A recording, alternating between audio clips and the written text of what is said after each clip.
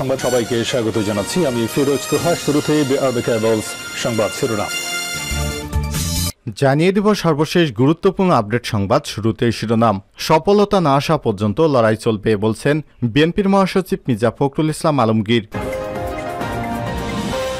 এরপর জানিয়ে দিব বেনজিরের দুর্নীতির দায় পুলিশ নেবে না বলছেন স্বরাষ্ট্রমন্ত্রী আসাদুজ্জামান খান কামাল।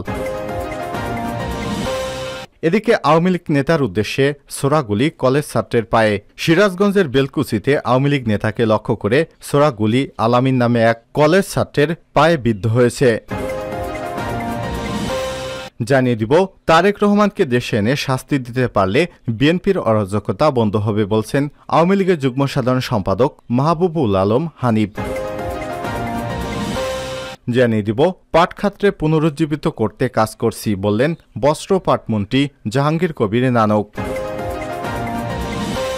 এবং সর্বশেষ জানিয়ে দিব জার্মানিতে ছুরিকাঘাতে পুলিশও আহত 6। জার্মানির দক্ষিণ পশ্চিম অঞ্চলীয় শহর ম্যানহেইমের একটি বিপণী বিতনের সামনে ছুরি হামলায় এক পুলিশ কর্মকর্তা সহ 6 জন আহত হয়েছে। আহতদের মধ্যে ইসলাম বিরোধী একটি সংগঠনের নেতা মাইকেল সার্জেনবার্গারও রয়েছেন বলে জানা গেছে। সংবাদ সংস্থা ফক্স নিউজ জানিয়েছে ঘটনার সময় তিনি সেখানে একটি সমাবেশ করার প্রস্তুতি নিচ্ছিলেন। ইউটিউবে সরাসরি সম্প্রচারিত ভিডিওতে দেখা গেছে হামলাকারী এক ব্যক্তিকে ছুরিকাঘাত করছেন। সে সময় একজন পুলিশ কর্মকর্তা এগিয়ে গেলে তাকেও ছুরি মারা হয়। আহত পুলিশ কর্মকর্তার অবস্থা আশঙ্কাজনক। পরে আরেক পুলিশ কর্মকর্তা সেখানে গেলে তাকেও হামলাকারী হামলা করে। পরে পুলিশ এসে সেখানে গুলি ছোড়েন এবং সেই হামলাকারী আহত হয়। প্রিয় দর্শক, এতক্ষণ শুনছিলেন সংবাদ শিরোনাম, এবার বিস্তারিত। তবে তার আগে বন্ধুরা, আপনি কোন স্থান থেকে আমাদের সংবাদটি দেখছেন কমেন্ট করে জানিয়ে দিন এই সংবাদ সম্পর্কে আপনার মূল্যবান মতামত। প্রিয় দর্শক, আপনি যদি আমাদের চ্যানেলে নতুন হয়ে থাকেন ভিডিওটি দেখতে দেখতে চ্যানেলটি সাবস্ক্রাইব করে রাখুন, যাতে করে আমাদের লেটেস্ট আপডেট সংবাদগুলো সবার আগে আপনার কাছে পৌঁছে যায়। এবার বিস্তারিত। সফলতা না আসা পর্যন্ত লড়াই চলবে মির্জা ফখরুল। যতদিন সফলতা না আসবে ততদিন পর্যন্ত বিএনপি আন্দোলন চালিয়ে যাবে বলে জানিয়েছেন দলটির মহাসচিব মির্জা ফখরুল ইসলাম আলমগীর। আর শনিবার জাতীয় প্রেস ক্লাবে বিএনপির প্রতিষ্ঠাতা জিয়াউর রহমানের 43তম মৃত্যুবার্ষিকী উপলক্ষে বাংলাদেশ সম্মিলিত পেশাজীবী পরিষদের এক সভায় তিনি সব মন্তব্য করেন। মির্জা ফখরুল বলেন, আওয়ামী লীগের দুর্নীতির কারণে বাংলাদেশে 74-এর দুর্ভিক্ষ হয়েছিল। তখন লাখো লাখো মানুষ না খেয়ে মারা গেছেন। এই সরকারের বিরুদ্ধে লড়াই সাধারণ লড়াই নয়, ফ্যাসিবাদের বিরুদ্ধে লড়াই করতে হচ্ছে বিএনপিকে, অস্ত্রগুলির বিরুদ্ধে লড়াই করতে হচ্ছে। এ সময় তিনি আরো বলেন, অনেকেই বলতে পারেন 15 বছর ধরে বিএনপির লড়াই চলছে, কিন্তু সাফল্য ঘরে তুলতে পারেনি। তবে বিএনপি হারেনি। যতদিন সফলতা না আসবে ততদিনই লড়াই চলবে। আন্দোলন একদিনে সফল হয় না, ধৈর্য ধরতে হবে। বিএনপির মহাসচিব বলেন, সরকার হটানোর সংগ্রাম চলছে। সমস্যা সবখানে আছে, সমস্যা ছাড়া কোনো কাজ হয় না, সফলতা আসে না। লড়তে গিয়ে অনেকেই মারা যাচ্ছে, ত্যাগ করতে হচ্ছে, কিন্তু বিএনপি পিছপা হবে না। পুলিশের সাবেক আইজিপি বেনজির আহমেদের বিষয়ে তিনি বলেন, বেনজিরের সব অ্যাকাউন্ট খালি করে দুবাই চলে গেছেন। সপরিবারে তিনি কিভাবে গেলেন, সম্পত্তি ক্রয় করার নির্দেশের পরও কিভাবে বিদেশে যেতে পারেন তিনি।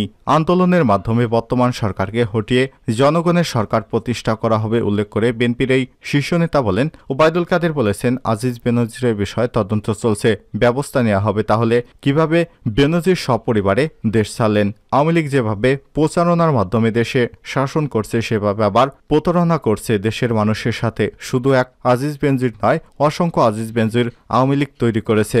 বাংলাদেশকে লুটপাট আর বর্গিত দেশে রূপান্তর করেছে সরকার।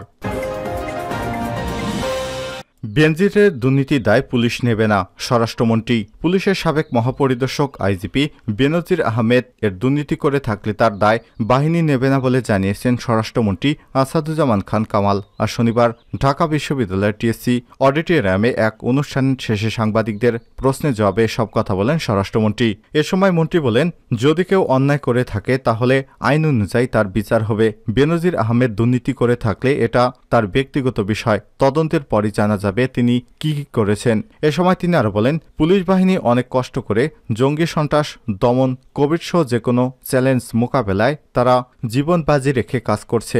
কোনো ব্যক্তি অপরাধ করলে তার দায় প্রতিষ্ঠান নেবে না। বেনজির আহমেদকে এখনও নিষেধাজ্ঞা দেওয়া হয়নি উল্লেখ করে আসাদুজ্জামান খান কামাল বলেন, এর আগেই তিনি দেশ ছেড়ে চলে গেছেন বলে শুনেছি, যদিও তার যার ব্যাপারে আমি জানি না।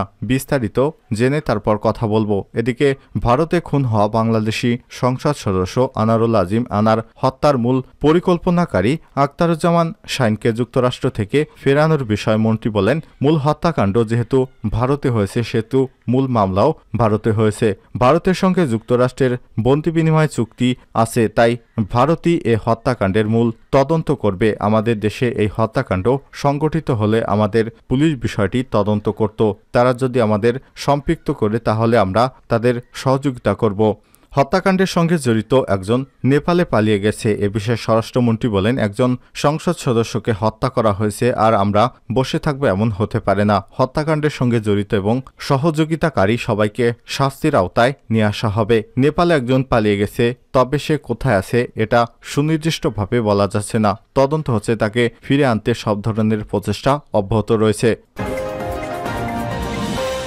আওয়ামী লীগ নেতাদের উদ্দেশ্যে ছোড়া গুলি কলেজ ছাত্রের পায়ে। সিরাজগঞ্জের বেলকুচিতে আওয়ামী লীগ নেতাকে লক্ষ্য করে ছোড়া গুলি আলামী নামে এক কলেজ ছাত্রের পায়ে বিদ্ধ হয়েছে। শুক্রবার 31 মে গভীর রাতে বেলকুচি উপজেলার চক মকিমপুর এলাকায় এই দুর্ঘটনা ঘটে।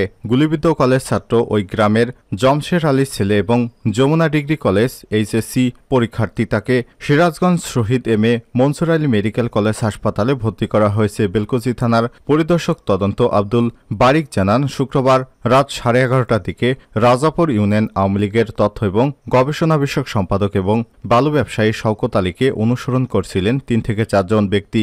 শওকত আলী বিষয়টা টের পেয়ে ওই ব্যক্তিদের দূর থেকে জিজ্ঞাসাবাদ করেন, কে আপনারা কি চান? এ সময় দুর্বৃত্তরা তাদের লক্ষ্য করে গুলি চালিয়ে পালিয়ে যায়। তাদের ছোড়া গুলি ছুটে গিয়ে পাশেই শাহাদাত মিস্ত্রির দোকানের বেঞ্চে বসে থাকা কলেজ ছাত্র আলামিনের পায়ে বিদ্ধ হয়। খবর পেয়ে পুলিশ ঘটনাস্থলে পৌঁছলে গুলিবিদ্ধ ছাত্রকে উদ্ধার করে হাসপাতালে পাঠায়। ঘটনাস্থল থেকে একটি রাবার বুলেট এবং ব্যবহৃত গুলির অংশ উদ্ধার করা হয়েছে। তারেক রহমানকে দেশে এনে শাস্তি দিতে পারলে বিএনপির অরাজকতা বন্ধ হবে।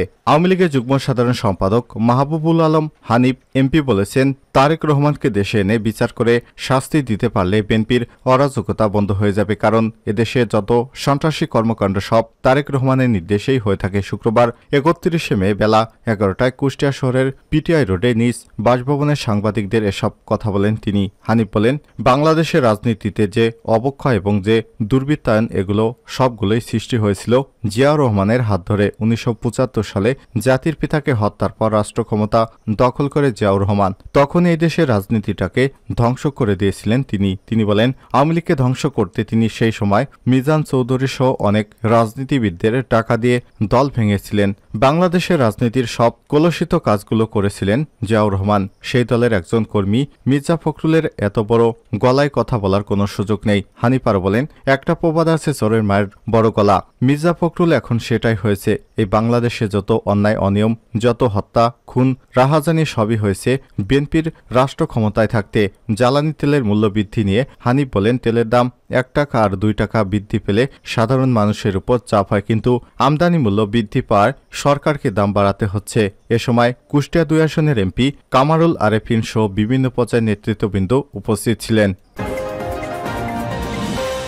পাট খাতকে পুনরুজ্জীবিত করতে কাজ করছি, বস্ত্র পাটমন্ত্রী জাহাঙ্গীর কবির নানক বলেছেন, সফল রাষ্ট্রনায়ক প্রধানমন্ত্রী জননেত্রী শেখ হাসিনার নির্দেশে আমরা পাট খাতকে পুনরুজ্জীবিত করতে কাজ করে যাচ্ছি। শনিবার 1 জুন নরসিংদীতে শিশু একাডেমি মিলনায়তনে পাট অধিদপ্তর কর্তৃক আয়োজিত পাট খাত সংশ্লিষ্ট অংশীজনের সঙ্গে মতবিনিময় সভায় প্রধান অতিথির বক্তব্যে তিনি এসব কথা বলেন। পাট চাষি, মিল মালিক, ব্যবসায়ী এবং পাট খাত সংশ্লিষ্ট অংশীজনের নিয়ে এ সভার আয়োজন করা হয়। মন্ত্রী বলেন, প্রধানমন্ত্রী জননেত্রী শেখ হাসিনা পাট এবং পাটজাত পণ্যের উপর বিশেষ গুরুত্ব দিয়েছেন সরকার। নির্বাচনী ইশতেহারেও গুরুত্ব সহকারে বিষয়টি যুক্ত করা হয়েছে। পাট পণ্যে বৈচিত্র্য আনতে এবং পাট শিল্পকে লাভজনক করার উদ্যোগকে উৎসাহিত করা হয়েছে। বর্তমান মন্ত্রিসভার প্রথম সভায় পাট এবং পাটজাত পণ্যকে পোশাক শিল্পের ন্যায় গুরুত্ব দেওয়ার নির্দেশ দেন প্রধানমন্ত্রী। এবার প্রধানমন্ত্রী হিসেবে শপথ নেয়ার পর বিভিন্ন বক্তব্যকে পোশাক শিল্পের উপর থেকে